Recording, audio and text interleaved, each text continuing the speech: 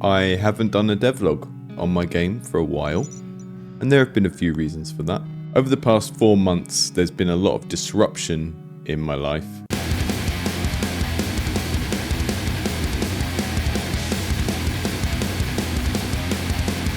So I haven't done a devlog for a while, and the game that I'm working on has been through quite a lot of change in the last few months. Thought it would be a good time to do a devlog. The other reason why I haven't done one of these in a while is I have a tendency to not want to make a video unless I can kind of make it whizzy and funny and put loads of little skits and stuff in it, which I just, again, haven't really had the time or energy to do. So this is going to be a relatively straight down the line video of me showing you parts of the game and explaining what's happening. So here's the game I've been working on for the last 9 months, nearly a year now. It's not completely a solo project. I have people helping me out with bits of code. I have people helping me out with music. And when I started this, it was very much a case of, hey, I need a hobby project of some sort. I haven't made my own game for a while, and most of the work I was doing was like freelance work for other people. Hadn't really done much coding for a couple of years. Definitely hadn't done any game art for a couple of years. So I just kind of thought, okay, we'll just start making a platformer and see where we can go from there. Very early on, I kind of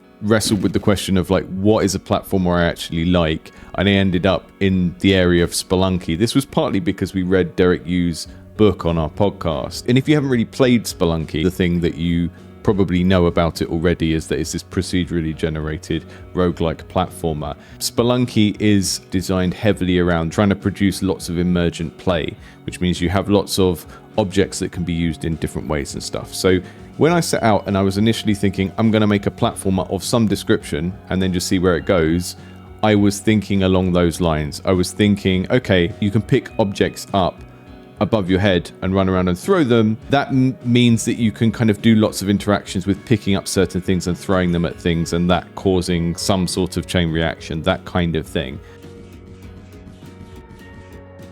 And the game, as you see it behind me now, it has all that stuff. I can like pick up a jar and throw it at something else and it will smash. I can pick up this lamp and drop it down there and then it will, oh, it didn't cause a fire because it landed on a piece of furniture and that somehow broke its fall. Barrel of toxic waste, and I can drop that and it will smash and melt through the environment. There's all of that kind of stuff that comes from being a destruction-focused, block-focused game. But we also have this other element, which we're going to see in a lot more games now, because Blueprints was really popular and inspired lots of people, where you can build rooms.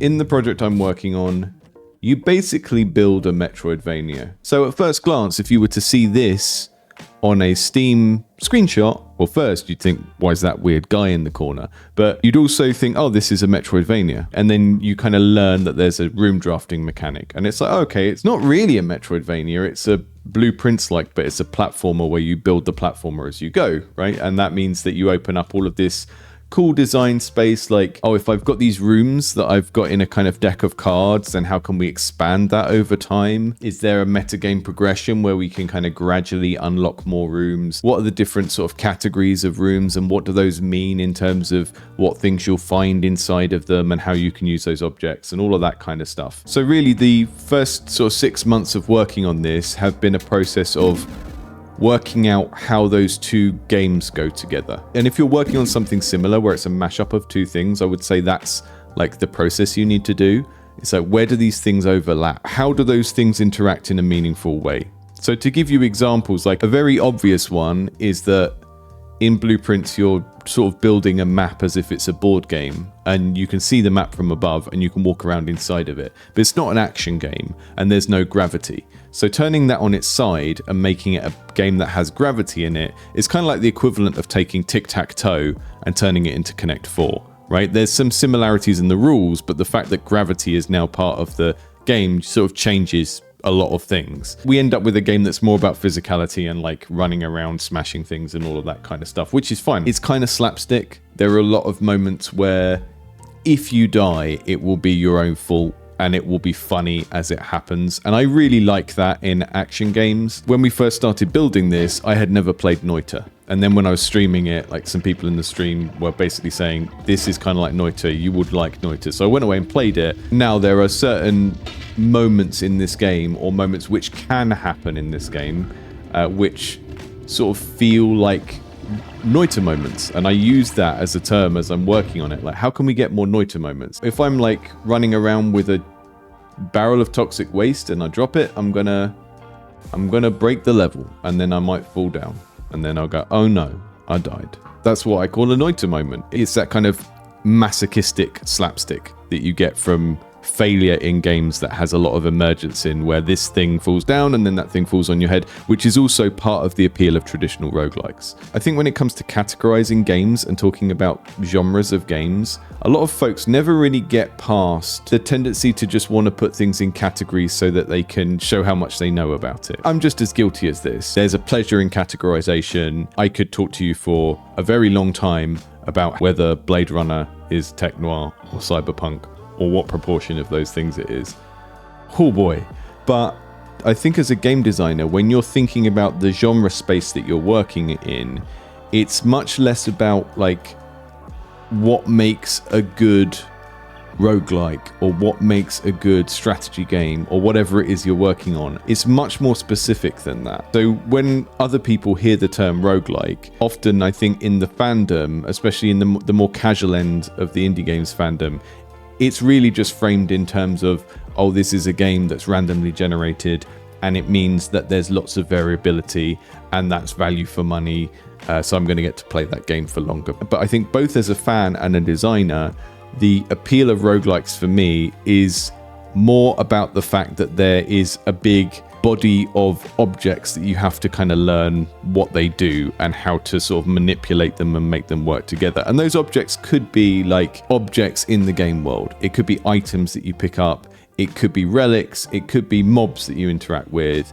But it could also be like more mechanical stuff that is on the player facing end. Like, for example, if you give me a deck builder to play and it doesn't seem like there's going to be loads of variety and lots of interesting possible interactions between the cards, that to me doesn't scratch the sort of roguelike procedural game itch. So for me, when we procedurally generate stuff in games and we make stuff that has this element of randomness, it's not just about having an environment that's laid out different each time so that you don't learn it off by heart. There's other stuff. So in this game, we're not actually procedurally generating the level because the player is building the level from these set pieces. These set pieces have a little bit of internal randomness in terms of whether enemies spawn or where chests spawn and stuff like that. Sometimes you might get different opportunities on different runs, but because it is a deck builder where you're choosing from the 3 rooms on the top of your deck every time you build a new room, it does mean that there needs to be a degree of learnability. Players want to be able to gradually master this set of things and be able to put them together in a more strategic way than they could do when they were first starting the game. For those of you who've been following the game for a while, will have noticed that I haven't mentioned its name yet, and that's because the name will be changing, and that's because the theme has kind of changed. We haven't really changed the world that much. Core mechanics are the same, but I had a bit of an epiphany on the direction of the game, and it was partly driven by some self-reflection about kind of what we needed to do to finish the game and what skills that would require and where I was kind of stronger and weaker. And it was a little bit based on actually playing and reviewing other people's games as well. I had a plan for a sort of narrative for this game based around the idea that as a golem, which is what the main character is, you are working for a boss, like an evil wizard. Between your runs, you're going back to the base and you kind of converse with characters there. The narrative progression of it would be that gradually you realize that your boss is the bad guy and you want to like defeat them. And I think broadly speaking, that's something a lot of people could relate to. It gives us some sort of sense of affinity with the main character for being this kind of downtrodden servant who wants to overthrow the bad guy. It's a structure we've seen in lots of games where you're initially being set tasks by this character that turns out to be malevolent in some way. Then I sort of realized that I don't play this type of game to consume a story. I just don't. And If it's there, it needs to kind of creep up on you throughout the gameplay as either background information or stuff that you need to solve puzzles. Blueprints did this very well. You have a very clear goal of what you're trying to do on a given run, and then gradually the game encourages you to learn about the house that you're in and the family that used to occupy it and their history, and then gradually the game encourages you to learn about the wider world behind that. But that works very well because it's a slow-paced thinking game. Spelunky doesn't really have a story. It has a sort of implied story that this guy wants some treasure, so he's going in the cave, which is already there because of the cultural associations with stuff like Indiana Jones. It's an Indiana Jones pastiche cartoon. Binding of Isaac has a loose introduction story that is more the character's backstory, and then there are obviously characters and stuff you can learn about, but the game doesn't really require you to engage with any story content in order to play the game at all. The only run-based action game I can think of that does this very, very well is Hades, where the dialogue in Hades is very sassy, the characters are very hot, they're drawn well, and people want to interact with these figures from mythology. And I don't think most other games have those things working in their favor, and this one certainly doesn't. All of this was really crystallized for me on a stream where I was playing Relic Abyss. Shout out to the developer of Relic Abyss, thanks for sending it in. I think there's lots of solid things there in terms of like making a glossier, more polished looking Vampire Survivors type experience. But as I was playing it, I was just thinking, why is this dialogue here? Why is this story here? It's kind of reminding me of the experience I had with Marvel Midnight Suns, where it's just like putting a piece of story tutorial in for every single thing. Like, this is why the characters can resurrect. This is why the characters travel from place to place. I cannot understand how, as a player, I would come for this sort of bullet heaven incremental score chasing experience and then also want to sit through dialogue with these characters. And the pivot that we're doing on this game currently is a result of that kind of line of thinking of like, okay, maybe I'd like to make a game that had this type of story about this type of character going through this and overcoming this and that and the other. But the stuff we've actually developed for the game so far that has been successful in terms of how it feels to play and how people respond to it is in the moment to moment of the gameplay. It's that classic cartoon goofery of like, I dropped a bomb in the wrong place and I fell down a hole. And that made me think that if there is a place for narrative in this game, it's not that kind of grand sweeping, you must overcome the big evil boss type thing. Maybe there's a little bit of that in the background, but I think it kind of goes to show how important it can be to play other people's games as part of your process as a developer. Not just like the absolute best game in a genre because you want to copy it, because you want to understand why it was successful. That's important to do as well. But like being part of a community where you play other people's games when they're perhaps not finished and you give feedback on them and stuff, it can be really helpful because you start to sharpen your senses of what your idea of a good game is, because you start to think things like, well, I wouldn't have done this. I wouldn't have put a story in this type of game. And I found that playing Relic Abyss and having those thoughts, I'd been having these suspicions from my own game for a while, and I was thinking, well, maybe cut down on that story stuff, make it less important. And I was getting this sense as well that I think most of us have probably had working on a project before. It was almost like there were parts of it where I knew what it was and they were very easy and fun to work on because there weren't loads of unanswered questions around them. And then there was this question of like the story of the game and how the progression tied into the story and how the upgrading and the metagame progression would tie into the motivations of the character. And it was all like a big mess. And it was like this kind of monster in the corner of the room that I was constantly trying to not look at and think about. This is an ad for my Patreon. You wouldn't see this ad on my Patreon, cause it wouldn't make any sense for me to advertise my Patreon on the Patreon.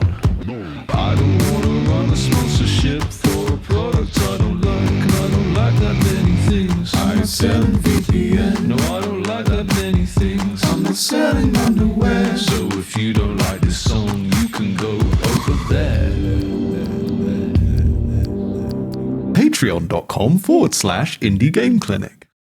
But now that we've kind of made some of these creative decisions, I feel much more comfortable with being able to look at the project and understand the totality of the work remaining to do. Because I feel like I can sort of look at it and roughly see how tall the mountain is. You know, I know roughly how much work is involved in finishing this game, and I didn't before because there was this big mess of narrative ideas, and fundamentally they didn't feel like they would add much for the sort of person that would find this game fun. So here's the new design. Golem Gourmet. Working title. I made a little slideshow, partly to make sure that all of my thoughts made sense together, but also to be able to show my co-developer and kind of sanity check it with him. Maybe not the title we'll end up with, but I made a big list of them, and this was the one that felt the most like a thing. It felt like a brand, it's got alliteration, it sounds playful, it tells you that it's going to be about cooking, which the previous game had in it, but it was a subsystem that was kind of to the side. Cooking was always a good use of the combination of the Spelunky platforming and the deck building, room building thing. You can build this room because you know that room has mushrooms in, and you can build this room because you know that this room has some other ingredient in, and then go and get them and bring them back to a little cauldron.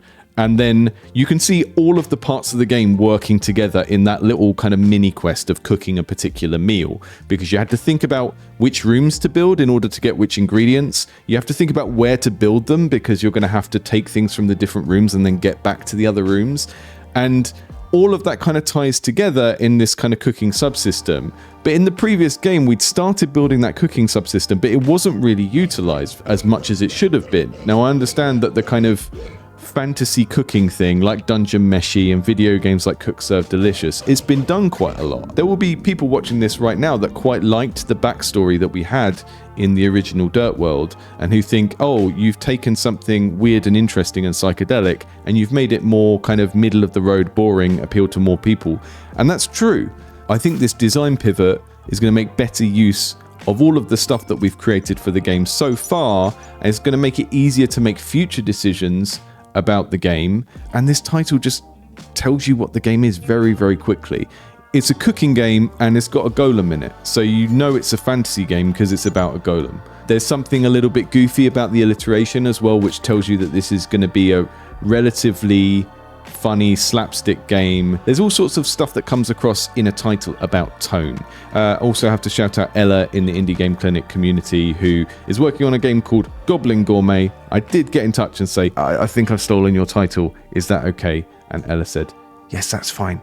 You see the way the customers work. You sort of walk up to them, they tell you what they want, and then it's up to you to go and find it or make it. We're going to have some sort of like classic fantasy monsters like the Beholder in there. This cute little lion. And that was one where I just sort of drew the shape and then worked out what it was afterwards. They give you more money depending on how difficult the piece of food is usually to procure. And they also give you a tip based on which diner it is. So at the moment, this is set up so that the Beholder gives you a little red gem as a bonus, but it might be that, you know, there's a blacksmith that makes keys, so every time you serve the blacksmith whatever food they want, they always give you a key. You know, maybe there's a druid that always gives you a green book that gives you a new green room in your deck. I like that kind of economy. It feels very much like a board game where it's like, oh, when you do this action, you always get 5 coins. But if you do this action with this person, you get the 5 coins and you get this bonus with it. The thing I like about this in our game is that it means the player is always earning coins. You have this other layer of gradually learning which diners will give you which additional reward. And that means you can kind of learn what they do and then chain them together. You might run out of keys on a level, so you sort of identify which customer is going to give you a key as a tip, and then you prioritize serving them. You might need some milk for one of your recipes and you can't find any of them. One of the diners waiting for their food is like a cow person, and you know when you serve that cow person, they give you some milk. That means that the player can start to chain together these little rewards that they get. We have items we can find in the environment. We have recipes to learn where we put item A and item B together in order to make a thing that a customer wants. And then occasionally customers are going to give us particular items, which also feeds back into that system. So it just feels like a nice tight knit of tasks and rewards that already, before I filled it up with lots of stuff, feels interesting and deep without being too complex or hard to understand. And we can have multiple use objects that are a cooking ingredient and also have some other gameplay function. I put these sort of Zelda style floaty leaves in the game because there were situations in the game where you would get stuck really high up and need to get down without taking full damage. So I introduced this kind of Zelda style floaty leaf. But now that we've pivoted more towards cooking, I can look at that and think, well, actually that could be a big piece of spinach or a really big piece of basil. And that means that we can have a Zelda floaty leaf that is also a cooking component. And that means that maybe I can take this big leaf and this carrot, make something nice for someone. These are quite quick for me to draw and animate. They all just have an idle animation, and then I'm doing some programmatic stuff to flip them left and right depending on the situation. And you can also see when I go up to them, it gives the impression that they're talking to you and they're interacting with you, but it's really just the same animation speeding up. And then when you feed them, it's the same animation again, but they kind of go crazy and jump up and down, and it looks a bit like they're eating. And maybe later I'll add like a little knife and fork or something there. But I tried to not to make any bespoke animations per customer, like a specific thing they do when they're talking to you or eating or something, because I want them to be easy to produce so I can make, you know, dozens or even hundreds of them before the game launches, so that there's lots and lots of stuff for the player to learn about and unlock, because that's the joy of playing one of these types of games. So previously, between runs, the player was going back to a castle. The level you'd built would sort of break down in this big wave of cool psychedelic green magic, and it looked really cool. And I had some sort of lore justifications for why that was happening that were cool. One of the things that Gleb, the other programmer, identified was that it was kind of boring to always start off in the same place. Taking the run-based nature of the game and making it more about going from place to place and then doing your thing made a lot of sense. So I started to think about vehicles and what kind of vehicle can we travel in if we're a magic chef, basically. In Fifth Element, the wonderful sci-fi movie with Bruce Willis and Mila Jovovich, there is this cool little sort of restaurant on a barge type thing. And I think this is kind of what the design currently looks a bit like. So the sort of structure of a run now, you cook for people, you collect as much treasure as you can, you collect relics to give you power-ups, you build as many rooms as you can before you run out of keys and all of that kind of stuff. And then you jump in your little ship, which flies up in the sky, and then you get a run review screen. Maybe there's a scoreboard for who did the best in a run today, globally, and then another scoreboard for of all time. And then we'll have some sort of space for permanent upgrades. This would give you like smaller incremental upgrades through the run, like starting off with more hearts, starting off with more keys, getting more money for doing particular things. Very similar to the Vampire Survivors upgrade screen where you go to spend the coins that you've earned during your runs, just kind of trying to thematically tie it into the kitchen theme a little bit more. And in terms of some of the other design problems that that's solving, there's some stuff that's already in the game about like the gradual unlocking of this secret category of rooms and starting off with more keys, starting off with more hearts, all of the stuff you'd expect, but it didn't really feel like enough for a game where you're potentially earning like tens of thousands of coins. So hopefully that new structure is going to work. Hopefully this video will have shown you all of the joined up thinking that goes into this type of stuff. So, you know, like I said, this is a thinking out loud type of video. I'm rationalizing my own processes and sort of explaining to you how I think about things. I'm not necessarily saying you need to do things this way, but hopefully what this will have shown you is that it's never too late to pivot a game. And if you are stuck with certain aspects of your game, and it's not because you're not technically able, right? That's a different thing. It might be a case of you need to step back for a little while and think about, okay, are there broader things about this game that need to change in order for me to fix this problem? In the case of this game, it was that the runs felt a little bit aimless. There wasn't a moment-to-moment sense of what you were trying to do, except for this larger goal of, I need to collect lots of treasure. The new structure of the game has lots of moment-to-moment sort of like micro quests of, oh, this guy wants a chicken leg, this guy wants a carrot. It feels like a very cheeky way of adding a quest system to the game. If you think of another game that includes lots of exploring, finding materials and crafting, which is very, very different from this, Subnautica and games like it, you can pin a recipe for something that you're currently trying to build, and that functions almost like the quest system in a more on-rails open world game would, because otherwise you're just aimlessly going around trying to collect stuff, and you might occasionally remember, oh, if I've got 2 wood and 3 stone, I can make this thing. It can be very hard to hold all of that in your head as a player. And the thing about retheming this to being about a kind of fantasy restaurant is we now have a list of things that you're looking for, and it just becomes much clearer in the moment to moment what you're trying to do and how that feeds into the larger goal of collect lots of money, make lots of money. The way I'm describing this to you now as like the game has improved because we made this decision, it's very easy to post-rationalize and see something that's happened that's good that was an accident and say, oh, I did that on purpose. But what really happened was I thought, I don't really want to write all this narrative. It doesn't make sense. There's not a clear appeal. People like the cute character and we need to make more of the cooking mechanics. So let's pivot more towards cooking. And then these other positive things happened as a almost accident of those decisions. Quickly prototyped these guys, these little customers sitting around the level into the game, played it, saw how it felt and went, oh, it's a different game, but it's better. If there's a broad takeaway here about making games or like project management, it is that if there's a big area of your game that you're really, really struggling with, don't be afraid to make these big pivots. Now, if the reason you're struggling with that area of your game is more to do with your own technical ability, that's a different problem, right? I'm in a very lucky position of having just enough income that I can pay someone to help me with those parts of the game.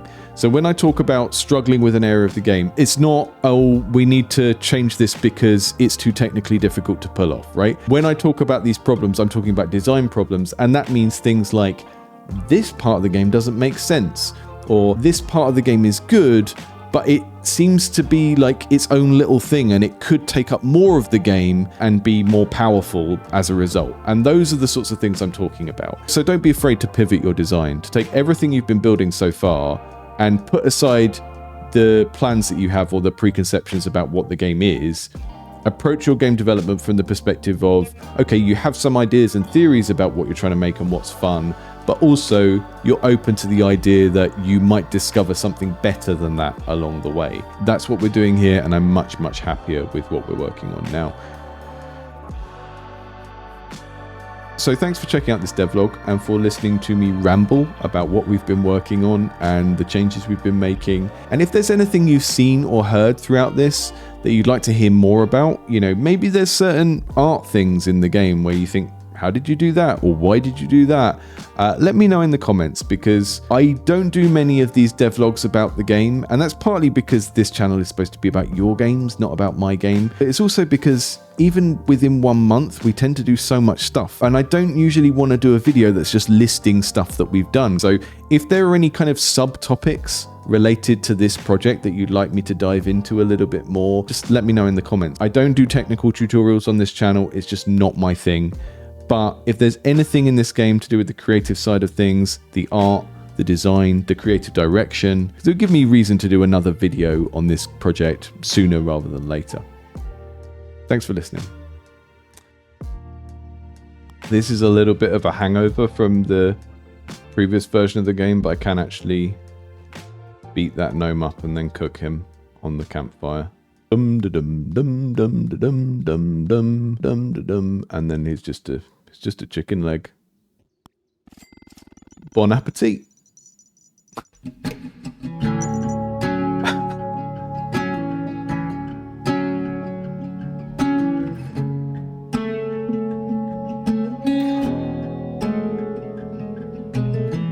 game genre is like systems and mechanics in a set, like a prefab set. They let a player know so what they gon' get. We can experiment, but don't do it for the sake of it. No, no, no. It's like cooking up a meal for a guest, just throwing in random shh.